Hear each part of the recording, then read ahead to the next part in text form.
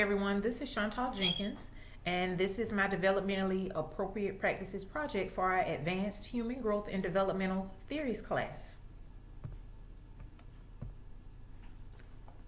First of all, I'm going to start with my current educational setting.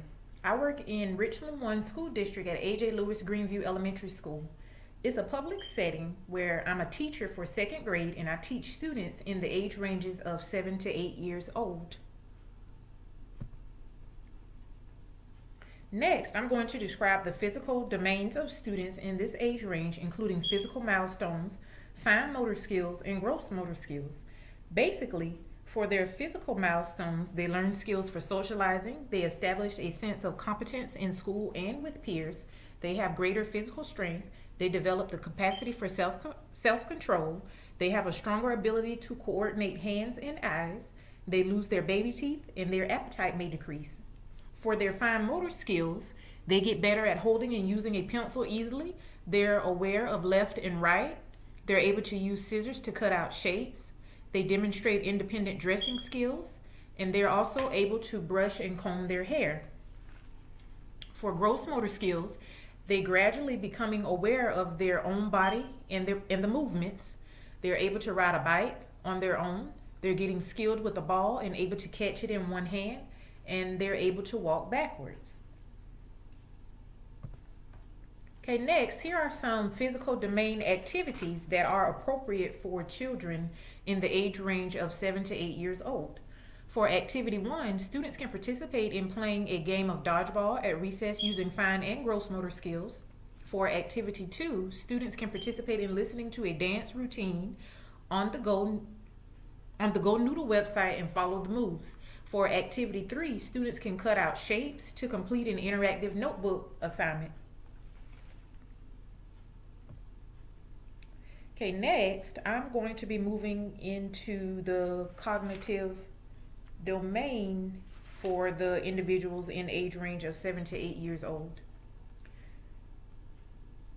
With their cognitive milestones, children of this age, they're basically using language development for communication skills. They're understanding concepts of time, remembering events, and has a longer attention span.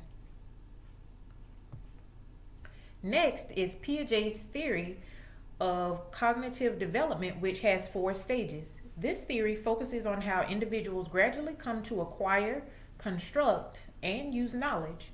This theory is known for how individuals use schema. I like to think of schema as a mental file cabinet where each individual stores background knowledge so they can relate or make connections to events that he or she experiences. Individuals in this age range are at the 3rd stage, which is the concrete operational stage. In this stage, individuals are able to think more logically.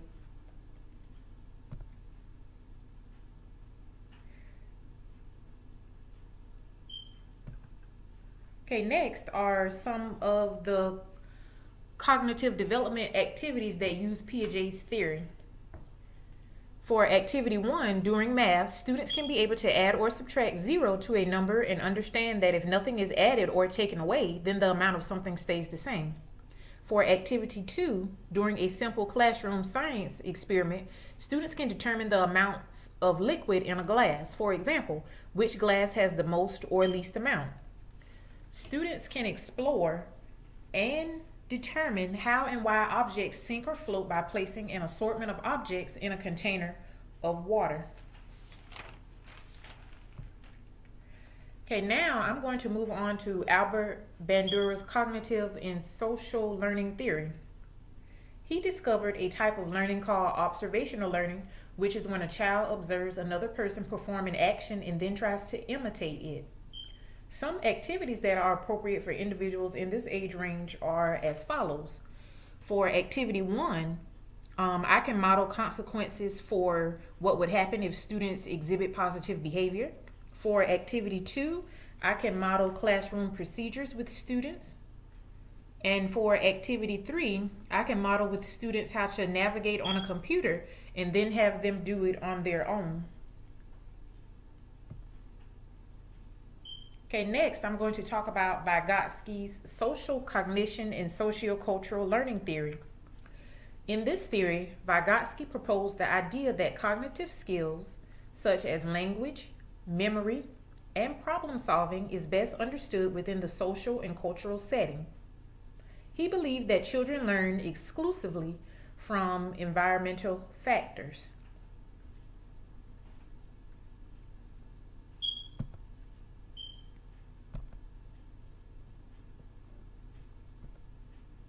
Okay, and some of the activities that I could do with students in this age range using Vygotsky's social cognition theory.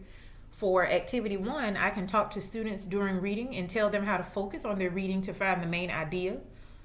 For activity two, I can talk to students and tell them what the classroom rules and procedures are. And for activity three, I can talk to students and show and tell them what to look for to solve a math word problem. Next is Vygotsky's zone of proximal development, also known as ZPD. ZPD is basically what a learner can do with help. ZPD changes with experiences and circumstances. This theory is known for scaffolding, which is the help a child gets from an adult that allows the child to work within the ZPD. Scaffolding is also the work of the child and the adult together. My belief is that Vygotsky's concept of scaffolding is appropriate for individuals in this age group because 7 to 8-year-olds are not yet fully capable of doing things on their own. I think that whatever the situation may be, it must be evaluated or examined to determine the amount of support a child will need or require from an adult. As an adult, you would want a child to become capable of being independent at some point in their life. Next is Skinner's operant conditioning theory. This is the changing of behavior by the use of reinforcement, which is given after the desired response. There are three components of operant conditioning, which are positive reinforcement, negative reinforcement, and punishment.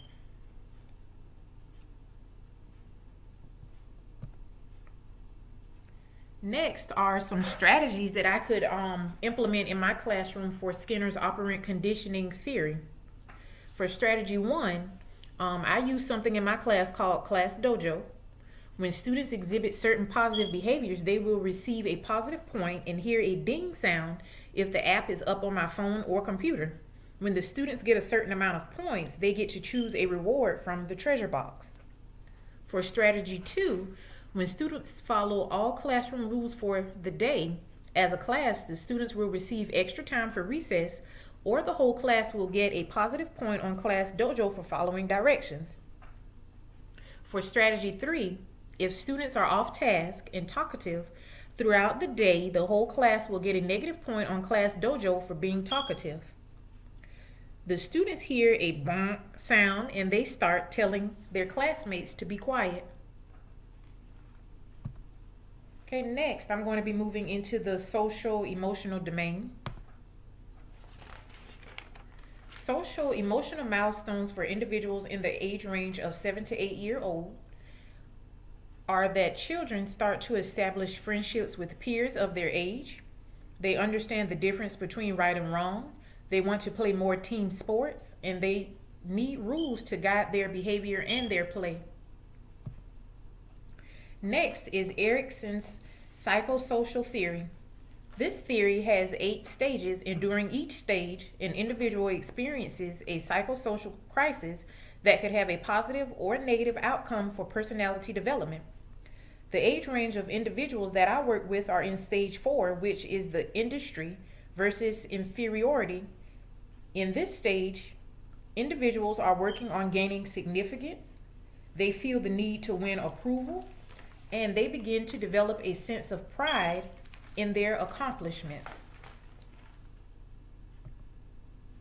Okay, strategies that I can implement in my classroom using Erikson's theory are as follows. For strategy 1, I can encourage students to try harder at a task that may be hard for them. For example, encouraging them to add details to a picture to go along with their writing. For strategy 2, if a child is playing a sport such as basketball, I can praise the child for making the team and shooting the ball in the goal when present at a game if they're playing basketball. For strategy 3, I can tell a student that they are doing a great job when I see that they may be getting better at a task in class that was hard for them.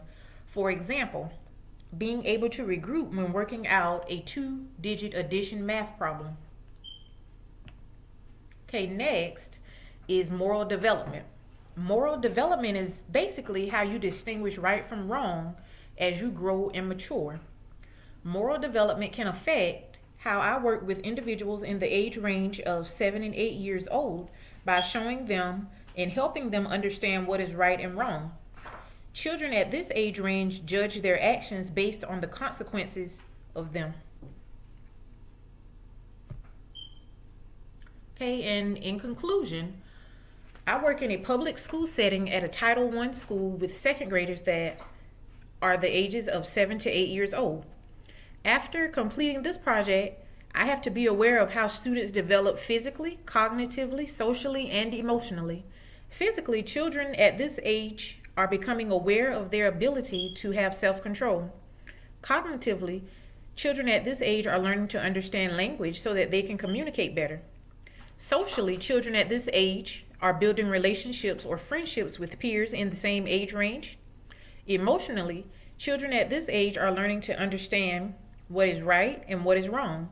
They are also experiencing moral development where children at this age have the feeling to do things a certain way to be accepted or live up to certain expectations. It is important to use developmentally appropriate practices so that children have the opportunity to grow and change on their own. They have the experience to get to know who they are individually. And these are my references that I used for my project. I used the book that went along with the course, as long as some references from the websites.